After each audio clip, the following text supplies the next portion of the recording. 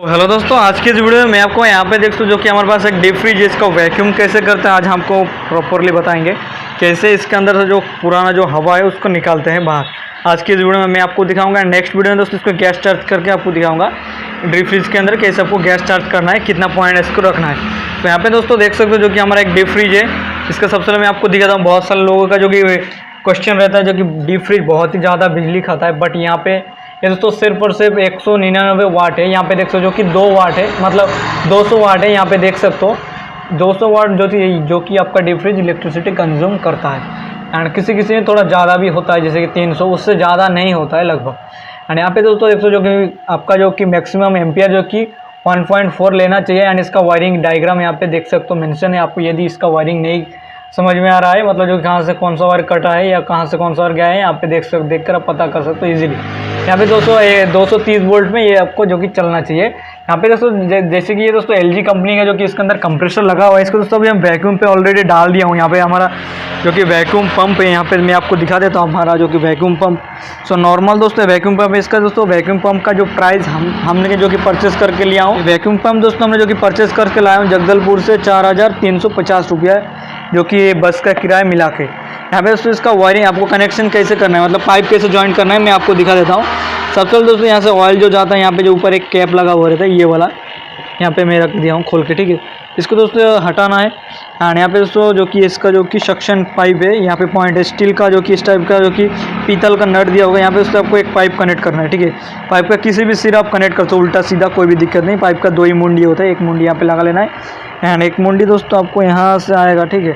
आने के बाद दोस्तों आपका जो कि गेज मीटर है, गेज मीटर के जो कि यहाँ पर जो पॉइंटर बना हुआ है, ठीक है, ये पॉइंटर के सामने आपको कनेक्ट कर देना है, ठीक है। एंड कनेक्ट करने के बाद दोस्तों आपको एक आउटपुट इधर से निकलना है और एक पाइप। ये निकालने के बाद दोस्तों आपको सीधा इधर से लाना है कंप्रेसर के अंदर, जो कि सक्शन वाला पाइप यहाँ से, जो कि जहाँ से आप गैस चार्ज करने के जो ऑप्शन है ना, वहाँ पे आपको हम दोस्तों यहाँ से यहाँ तक जो कि एक जो कि सॉकेट या फिर निप्पल लगा दिया हूँ।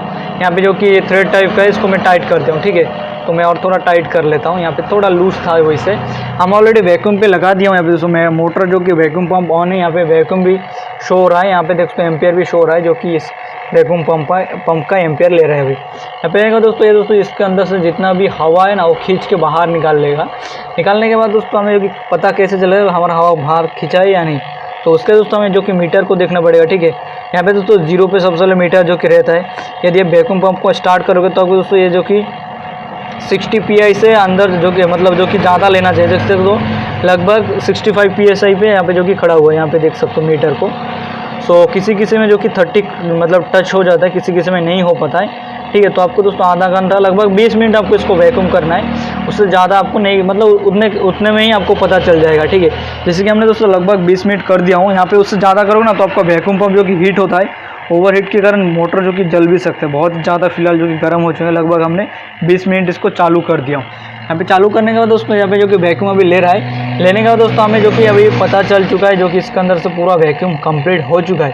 कंप्लीट होने के बाद दोस्तों हमें जो कि इसको टाइट कर देना है, ठीक है। सिंपल सा मैं अभी इसको टाइट कर देता हूँ। टाइट करने का दोस्तों हमें जो कि 10 मिनट वेट करना है। वेट करने के बाद दोस्तों हमें जो कि देखना है, सबसे पहले इसको फुल टाइट करता हूँ। इसका जो कि कांटा है ना, जहाँ पे खड़ा है वहीं पे जो कि रुक के रहना चाहिए। लगभग देख सकते हो 60 से थोड़ा आगे है। तो मैं अभी सबसे पहले वैक्यूम को कर देता हूँ ऑफ। ये कांटा दोस्तों यहीं पे खड़ा होना चाहिए। यदि यहीं पे खड़ा हुआ है तो आपका कहीं से भी लीकेजेस, कहीं जॉइंट टाँका वगैरह में कोई लीकेजेस नहीं है। यहाँ पे दोस्तों मैं आपको दिखा देता हूँ। ये दोस्तों बहुत ही कड़ा मतलब ब्रिजिंग हुआ है, क्योंकि ब्रिजिंग ऐसे होने का फर्स्ट मेन रीज़न है ये लोहा है और ये कॉपर है। तो लोहा और कॉपर दोस्तों वैसे आसानी से वेल्डिंग नहीं लगता। बहुत मुश्किल से इसको मैं वेल्डिंग किया हूँ, मतलब बहुत झमेला करके इसको वेल्डिंग किया हूँ, ठीक है। कॉपर एंड लोहे का यहीं से मुझे ज़्यादा जो कि प्रॉब्लम लग रहा था। तो मैं यहाँ पे दोस्तों सर्फ एंड पानी, यहाँ पे ये रहा जो कि सर्फ एंड पानी दिया हूँ, ठीक है। इसके अंदर से झाग बनाकर यहाँ पे मैं टच किया हूँ, जो कि यहाँ से कोई भी लीकेजेस फ़िलहाल नहीं हो रहा है। अभी दोस्तों मैं फिर भी कंफर्मेशन मतलब कंफर्म होने के लिए हम क्या करेंगे, मीटर को देखेंगे, ठीक है। मीटर का सुई की तरफ आप थोड़ा ध्यान दीजिए। 10 मिनट जो कि मैं वीडियो को स्किप करके भी आपको दिखाऊंगा। 60 से थोड़ा आगे जो कि खड़ा हुआ है। यदि आपका कहीं से भी लीकेज है तो कांटा तुरंत जो कि 0 में आके खड़ा हो जाएगा। तो चलिए अभी हम 10 मिनट इसको रोक देते हैं। यहाँ पे दोस्तों जो कि इसका जो कि मेन जो रीज़न था ना, यहाँ से जो कि इसका रिले जल चुका है, ठीक है। एंड सेकेंड जो मेन प्रॉब्लम था यहाँ पे जो कि लोहे का पाइप ये जंग लग के यहाँ से जो कि टूट चुका है, इसका जो कि लिए जो गैस था ना सब बाहर निकल चुका है। अभी दोस्तों मैं आपको इसको वैक्यूम जो प्रॉपर दिखाऊंगा इस वीडियो में, नेक्स्ट वीडियो में मैं आपको इसको गैस चार्ज करके दिखाऊंगा, ठीक है। तो यहाँ पे देख सकते हो जो कि वैक्यूम हो चुका है, मतलब अभी 10 मिनट को वीडियो को कर देता हूँ स्किप। सो ऑलमोस्ट दोस्तों 10 मिनट हो चुका है, यहाँ पे देख सकते हो जो कि 10 मिनट होने के बाद भी जो कि सुई अपनी जगह से नहीं हिलाई, इसका मतलब दोस्तों वैक्यूम परफेक्टली हो चुका है हमारा डीप फ्रिज का। अभी दोस्तों हमें पता चल चुका है कहीं से भी जॉइंट वगैरह लीकेज नहीं है।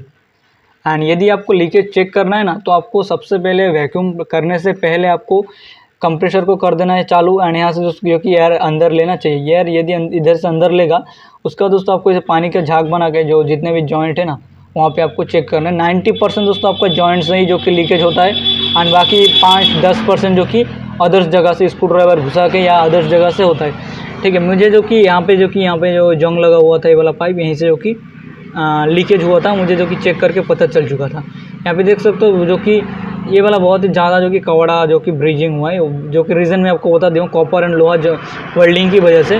बाकी यहाँ पे दोस्तों सब ब्रीजिंग जो कि टाँका सब कुछ ठीक ठाक है। फ़िल्टर को भी दोस्तों जैसे कि हम चेंज कर दिया क्योंकि बहुत दिन पुराना हो चुका है ये, जो कि फ्रिज खरीद के 4-5 साल हो गया, तो हमने फ़िल्टर को भी चेंज कर दिया। यहाँ पे देख सकते हो दोस्तों इसका वैक्यूम कैसे करना है मैं आपको दिखा दिया हूँ। अभी भी देख सकते हो कांटा जो कि वहीं से का वहीं से वहाँ का वहीं खड़ा हुआ है। यदि हमारा कंप्रेसर थोड़ा भी लीक लेता तो ये दोस्तों अपनी जगह पे आ जाता। सो आई होप दोस्तों आपको पता चल गया है कैसे आपको जो कि वैक्यूम करना है डीप फ्रिज का। आपको सब कुछ मैं बता दिया हूँ आज की इस वीडियो में। मिलता हूँ नेक्स्ट वीडियो में। ऐसे यदि वीडियो देखना चाहते हो तो प्लीज़ चैनल को जरूर सब्सक्राइब करके रखें।